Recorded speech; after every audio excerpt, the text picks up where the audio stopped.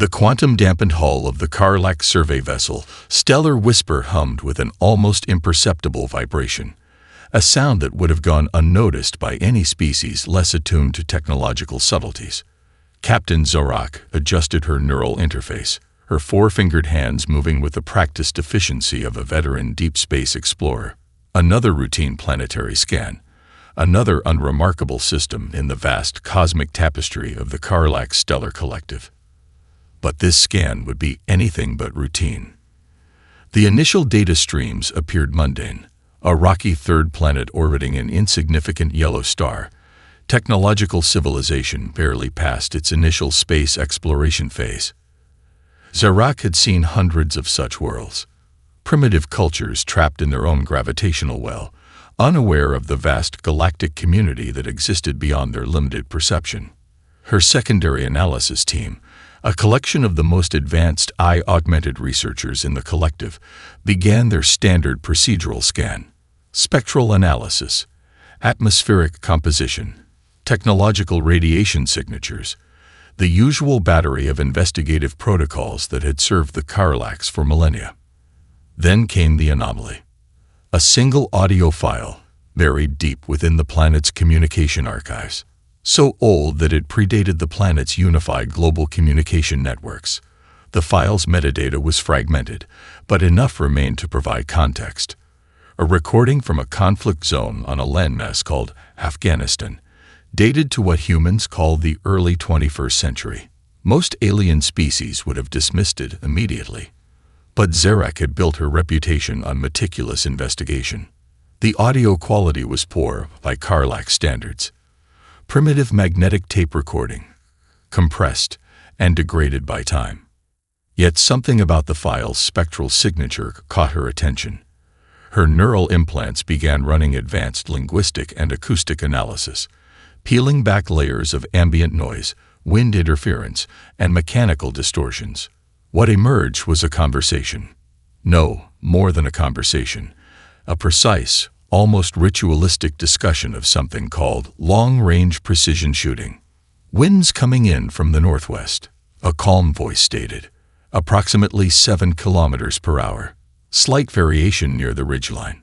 Another voice responded, equally measured. Elevation: 1,250 meters. Bullet drop calculation needs to account for. Zorak increased the audio clarity, her research algorithms working overtime. The speakers weren't using advanced communication technology. They weren't even using sophisticated measurement equipment. They were discussing mathematical calculations with a level of intuitive precision that made the Karlaks' most advanced targeting systems seem clumsy by comparison. Her secondary analysis team began to compile a report, but Zorak overrode their initial draft. Something about these primitive humans fascinated her beyond standard protocol. The conversation continued, a masterclass in environmental calculation that seemed to transcend technological limitation. The speakers discussed wind resistance, gravitational drop, target movement, and environmental factors with a methodical approach that suggested generations of accumulated knowledge. 1 mile, one voice whispered. 1 shot, 1 kill. Those 9 words would become a haunting prophecy. Zorak realized she was holding her breath, a distinctly un-Karlaks reaction. Her species prided itself on emotional control, on scientific detachment. Yet this simple audio recording had triggered something unexpected. A sense of, not fear, something more complex. Respect, perhaps. Curiosity, definitely. Her chief researcher, a biosynthetic intelligence named Krax, approached with the preliminary analysis.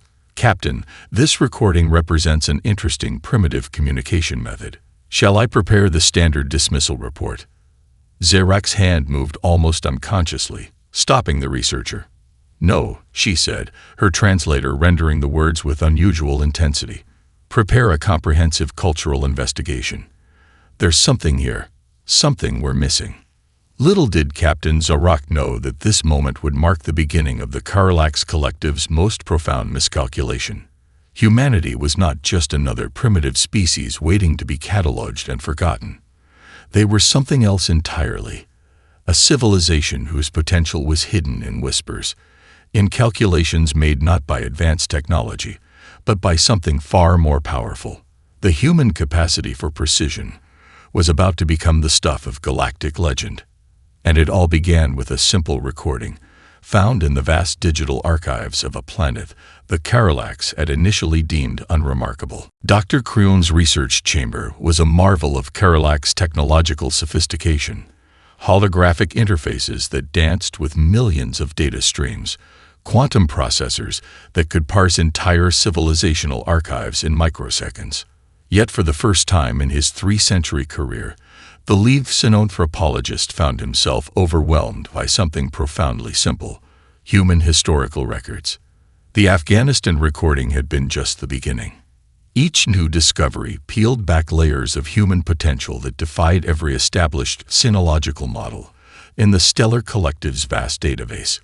What had started as a casual investigation had transformed into an obsession that consumed entire research teams, generating more questions than answers.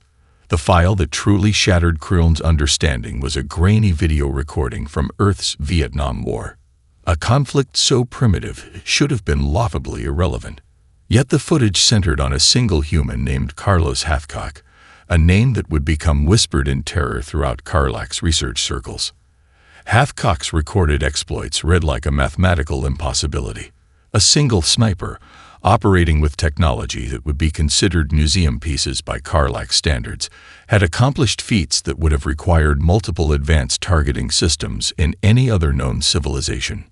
One particular mission log detailed a shot made through incredible environmental challenges.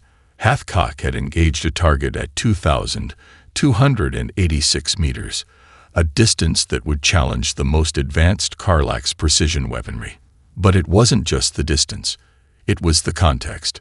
Tropical forest environment, multiple environmental variables, primitive optical equipment. The shot was made through a scope so basic that Creon's initial analysis team thought it was a recording error. Impossible, muttered Sen analyst Mirak, her neural interfaces flickering with confusion. The calculation parameters suggest a level of environmental integration that shouldn't be achievable with such primitive technology. But the records were undeniable. Hathcock hadn't just made the shot.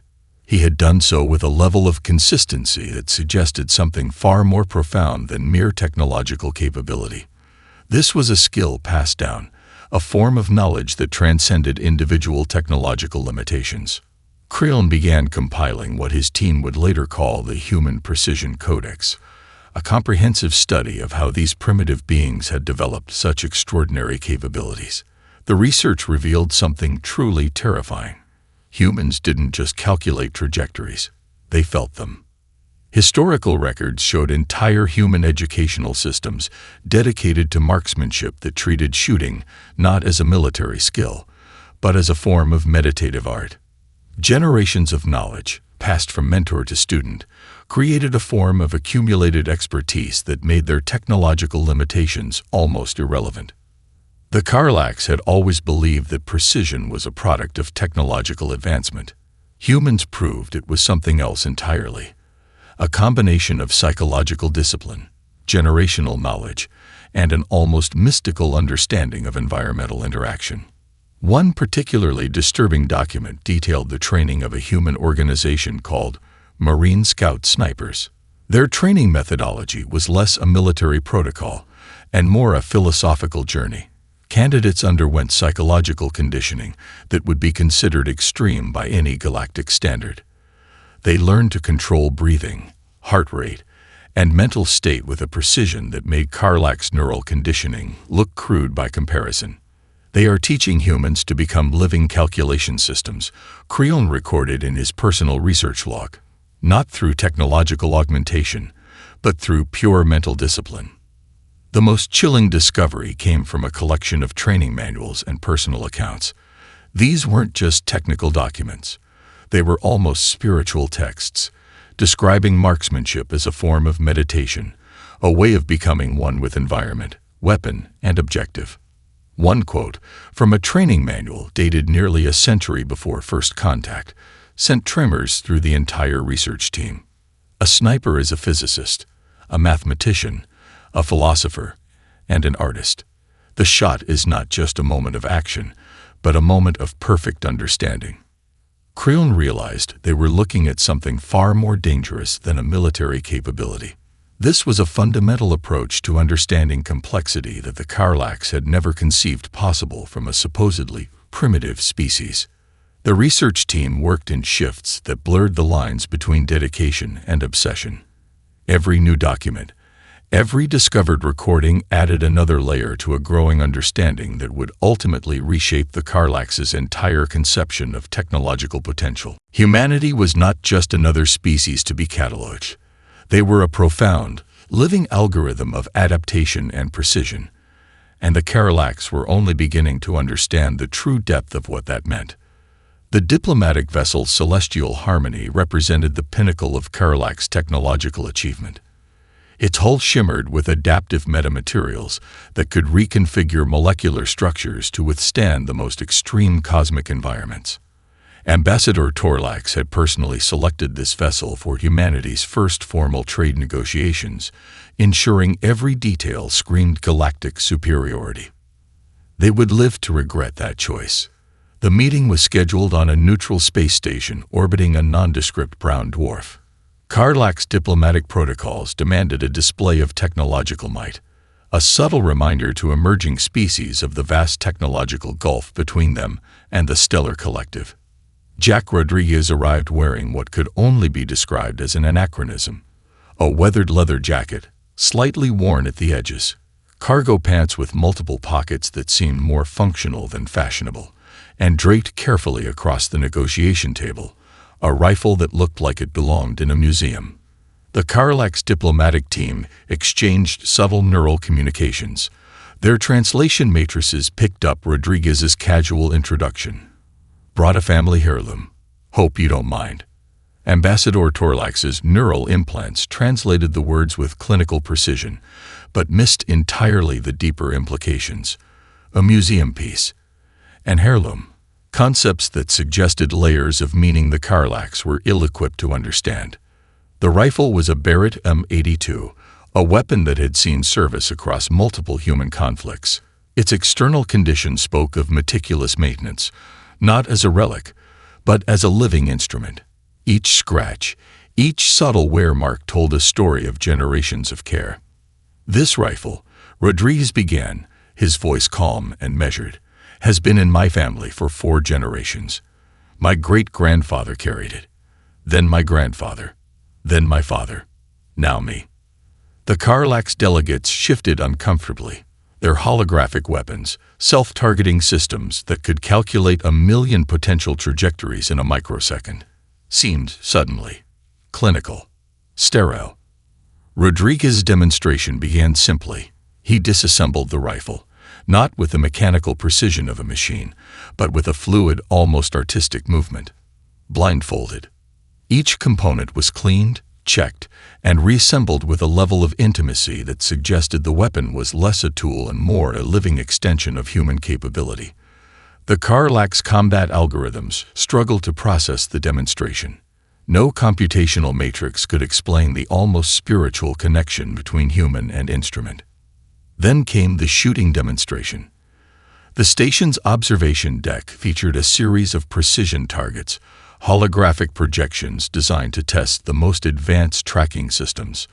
Targets that could shift molecular configurations, randomize approach vectors, exist simultaneously in multiple quantum states. Rodriguez removed his blindfold. The rifle came up, not with mechanical precision, but with a kind of organic grace that defied computational prediction. 3 shots, 3 targets, obliterated. Not just hit, completely, surgically destroyed. The first target dissolved at the molecular level, its quantum structure completely disrupted. The second experienced a cascading energy failure that would have required multiple advanced weapon systems to achieve. The third simply ceased to exist, as if it had never been. Ambassador Torlax's neural interfaces began to overheat. The computational models couldn't process what had just occurred. "How?" the ambassador began, then stopped. Rodriguez simply smiled. Generations of practice, he said. It's not about the weapon. It's about understanding. The diplomatic mission changed that day. What was meant to be a routine trade negotiation became something else entirely. A fundamental reassessment of everything the Karlax thought they understood about technological potential. The rifle remained on the table, a simple piece of machine metal and composite materials. But to the Karlax delegates, it now represented something far more terrifying, a window into a type of precision they had never conceived possible, a glimpse of a species that didn't just use technology, but integrated it into something approaching an art form. Jack Rodriguez packed up his family's rifle, completely unaware that he had just rewritten the Karlax collective's entire understanding of technological potential. To him, it had been nothing more than a simple demonstration, a way of showing respect for a weapon that had been a part of his family's history. To the Karlax, it was the first hint of a coming storm. Epsilon Eridani 7 was supposed to be humanity's most vulnerable colony, a remote outpost nestled in a system with treacherous electromagnetic interference, minimal defensive infrastructure, and limited support from Earth. The Karlax Strategic Analysis Team had selected it as the perfect target for their pacification mission, a clinical demonstration of galactic power intended to curtail human expansion. They could not have been more wrong. The invasion began with a textbook Karlax assault strategy. 3 massive carrier ships, each capable of deploying over 10,000 combat units, emerged from subspace with surgical precision. Holographic targeting systems mapped every centimeter of the colonial settlement. Quantum-enhanced weapon platforms charge, ready to reduce the human settlement to molecular dust. Commander Area Chen watched from the colony's primary defense center. Unlike the massive technology-laden command bridges of the Karlax vessels, her control room was almost Spartan.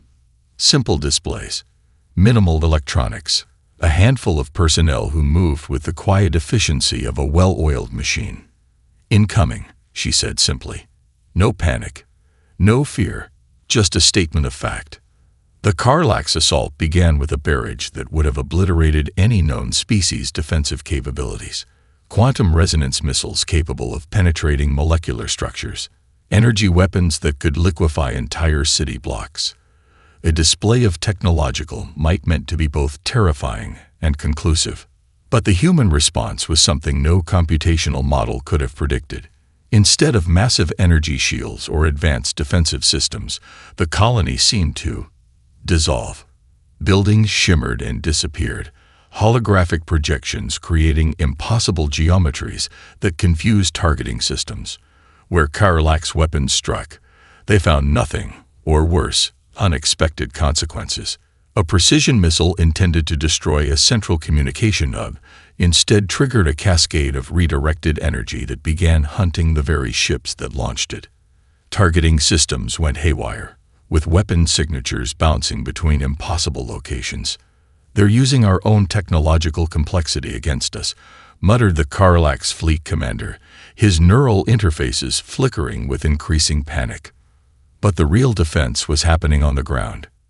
Human defenders, positioned in locations that defied traditional military logic, began their counter-assault. Not with overwhelming firepower, but with precision that bordered on the supernatural. A single shot would find its way through microscopic vulnerabilities in the massive Karlax assault ships. Critical system after critical system began to fail. Not through brute force, but through impossibly placed shots that seemed to understand the quantum architecture of the ships better than their own designers. Commander Chen's team operated with a level of coordination that suggested something beyond standard military training. Each action was a calculated stroke, each movement part of a larger, almost mathematical dance. They weren't just defending. They were solving a complex, living equation. A Karlax destroyer, a vessel that could typically withstand the combined firepower of an entire planetary defense system, found itself systematically dismantled.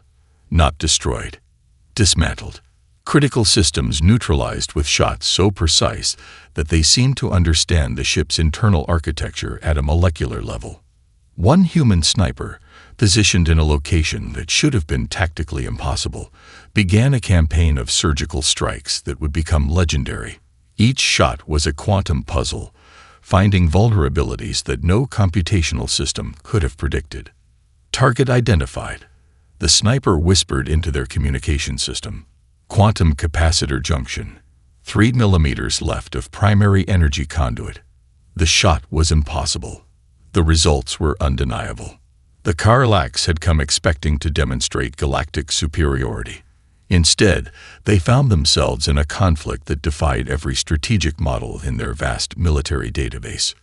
By the engagement's conclusion, the 3 massive carrier ships that had entered the system were reduced to drifting hulks. Not destroyed. Neutralized. Carefully, precisely, almost artistically dismantled. Commander Area Chen watched the final ship drift powerless, her expression unchanged. This wasn't victory in the traditional sense. This was a mathematical proof, a demonstration that humanity's true strength wasn't in technology, but in the ability to understand, adapt, and precision engineer solutions to problems that hadn't even been conceived yet.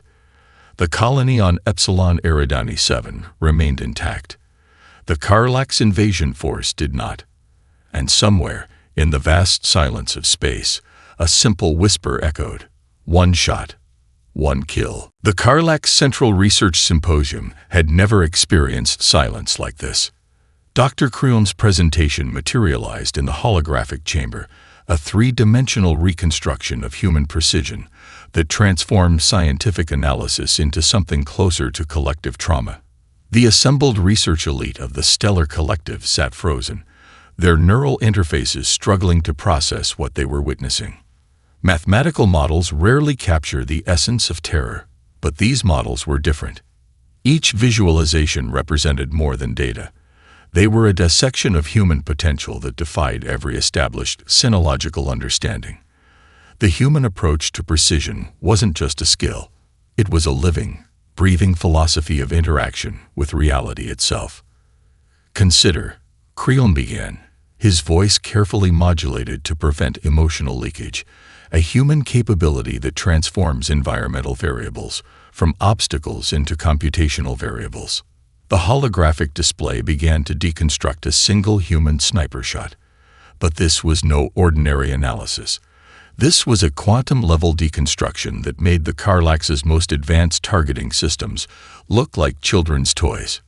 Wind resistance became a calculated dance. Gravitational effects transformed from fixed constants into fluid variables. Psychological state, something the Karlax had always considered immeasurable, became a quantifiable component of precision. A recording from a human training manual materialized. A perfect shot is not about the weapon. It's about becoming the environment. The symposium members shifted uncomfortably. These were words that challenged fundamental Karlax understanding of technological interaction. Dr. Mirak, a quantum computational expert, broke the silence. Their precision transcends technological augmentation. They're creating a form of biological computation that our systems cannot replicate. The demonstration continued. Holographic reconstructions showed human marksmen calculating complex multivariable equations faster than the Karlax's most advanced AI systems, but they weren't using advanced technology. They were using something far more complex: generational knowledge, psychological conditioning, and an intuitive understanding of physical principles that bordered on the mystical. One visualization tracked a human sniper's shot through a combat environment. Each millisecond became a universe of calculation. Wind currents mapped in real time. Gravitational variations tracked with impossible precision. Psychological state measured as a computational variable. The shot wasn't just a moment of action. It was a moment of perfect environmental integration. They don't shoot targets, Creon observed clinically. They solve complex, living equations. The research team began to understand something terrifying. Humanity's precision wasn't a technological skill.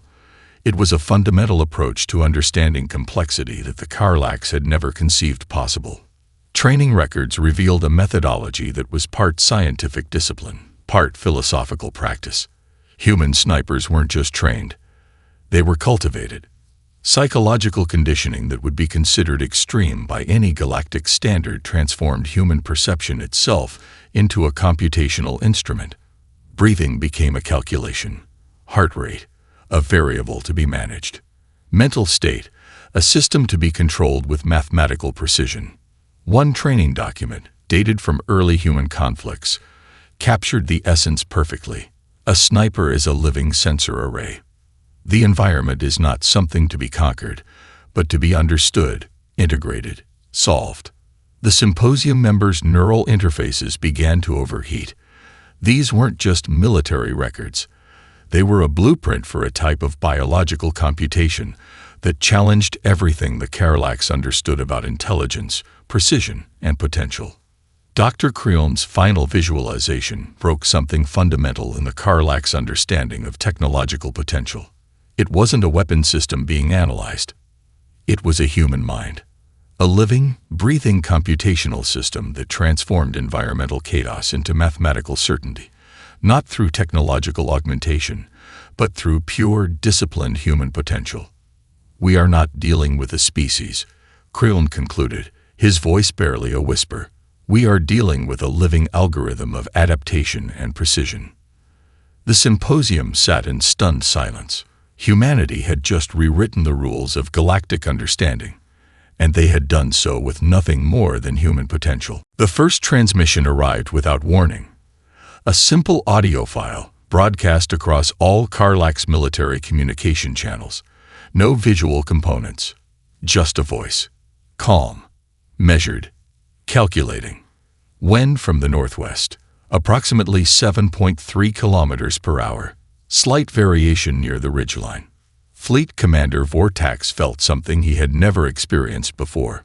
Pure, unfiltered terror. The Karlax had developed sophisticated psychological warfare techniques over millennia of galactic conflict. They understood how to break enemy morale through targeted neural transmissions, computational fear algorithms, and precision psychological manipulation. Humans reduced their entire arsenal to a whisper. Each broadcast became a form of sonic terrorism that no computational system could defend against. The recordings weren't just communications. They were living weapons that burrowed deep into the Karlax collective psyche. Another transmission. Another calm voice. Target identified. Distance: 2,436 meters. Elevation compensation calculated.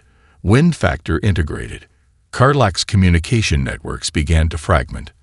Their most advanced encryption systems couldn't process the psychological impact of these transmissions. It wasn't about the content. It was about the promise inherent in every carefully measured word. One shot. One kill. Entire battalions began to experience what human psychologists would call anticipatory anxiety. The Karlax had no equivalent psychological concept. Their neural interfaces were designed to suppress fear, to transform emotional response into tactical calculation. But these human transmissions bypassed every defensive mechanism. Research teams discovered something truly terrifying. The recordings weren't just communications. They were a form of distributed psychological warfare that transformed the very concept of combat preparation. Dr. Creon's team isolated the core psychological mechanism. Each transmission contained layers of information that went beyond simple communication. Technical precision. Detailed environmental calculations that demonstrated an impossible level of environmental integration. Psychological conditioning. A calm, almost meditative approach to potentially fatal scenarios. Implicit threat. The underlying message that at any moment, from any direction, a shot could find its target with terrifying certainty. Karlax military leadership convened emergency sessions. Their most advanced neural strategists worked to develop countermeasures. They failed. The human transmissions continued. Sometimes they were training recordings, sometimes actual combat communications, but each carried the same terrifying promise of absolute precision. Breath controlled, heart rate steady, environment integrated. Karlax soldiers began to hear these whispers in their sleep. Neural interfaces that were supposed to provide tactical calm instead became conduits of pure psychological terror. One particularly devastating transmission featured a human training instructor discussing the art of patience. A perfect shot is not about the moment of pulling the trigger. It's about the hours, days, weeks of preparation. It's about becoming invisible, becoming the environment. Military analysts discovered something unprecedented. These weren't just communications.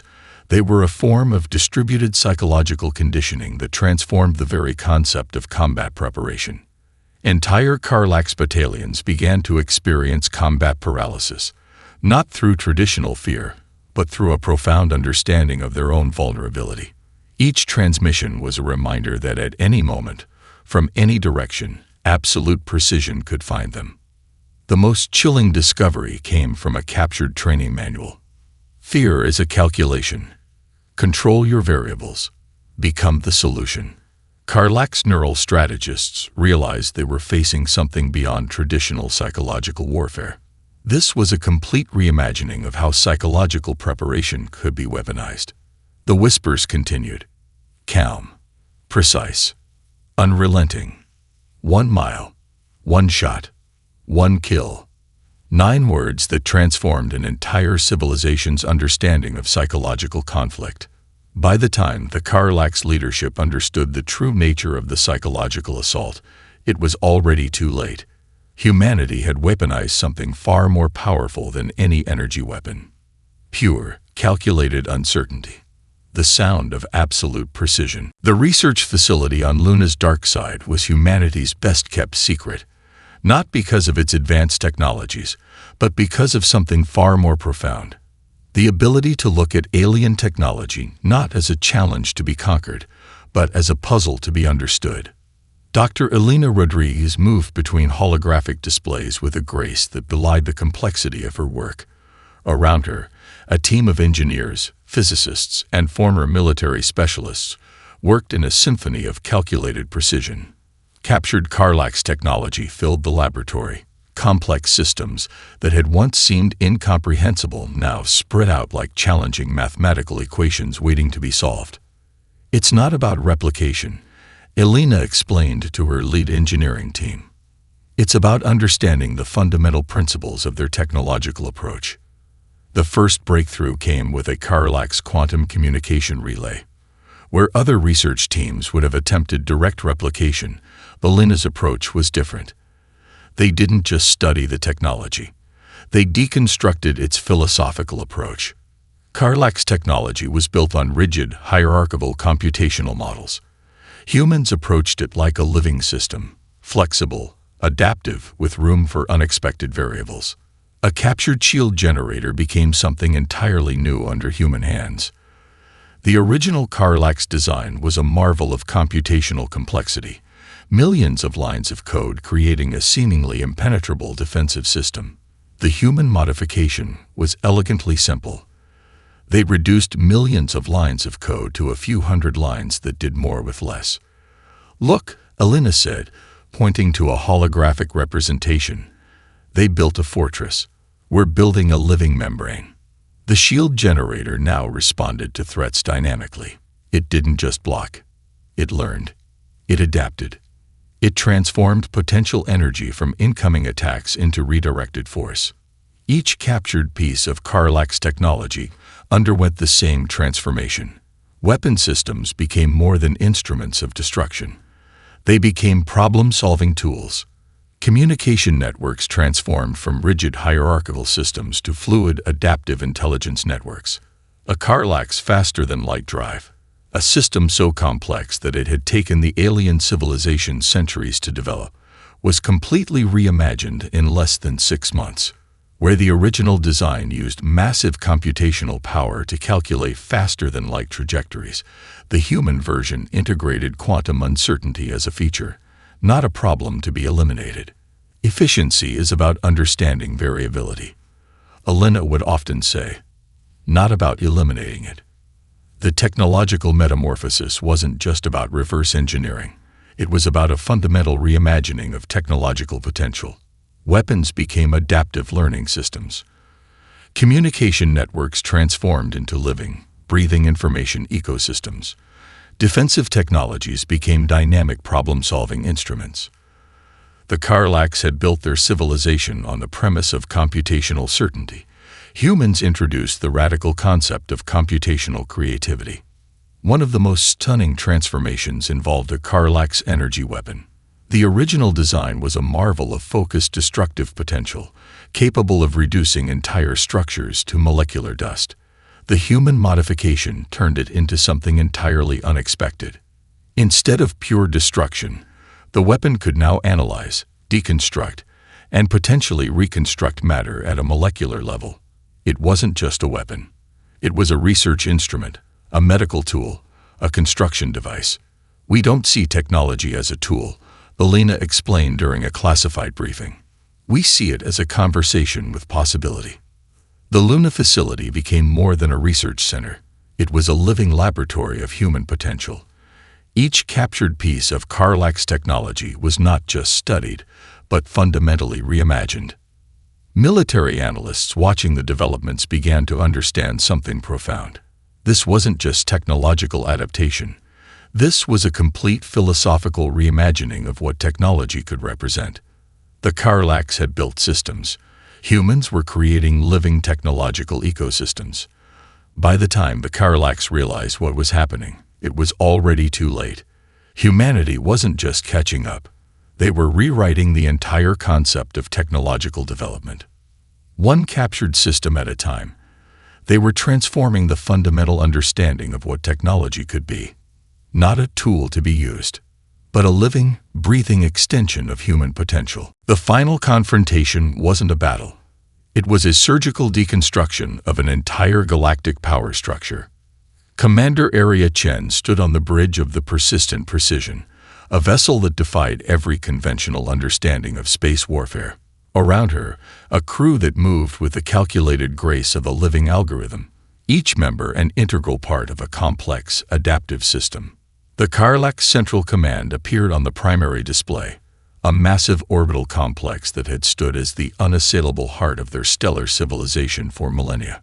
Thousands of defensive platforms, quantum-encrypted communication networks, adaptive shield systems that had repelled every known threat for centuries. They would fall in less than 17 minutes. "Network infiltration begins," Lieutenant Marcus Rodriguez stated, his voice calm. Not a hint of excitement, not a trace of emotional investment, just a statement of mathematical certainty. What followed was not a traditional military engagement. It was a comprehensive deconstruction of an entire civilization's technological infrastructure. The human approach was elegantly simple. Where the Karlaks built complex defensive systems, the human team found the most basic vulnerabilities, not through brute force hacking, but through a comprehensive understanding of systemic interactions. Communication networks began to fragment, not through massive attacks, but through precise, almost surgical interventions that transformed the very logic of their computational systems.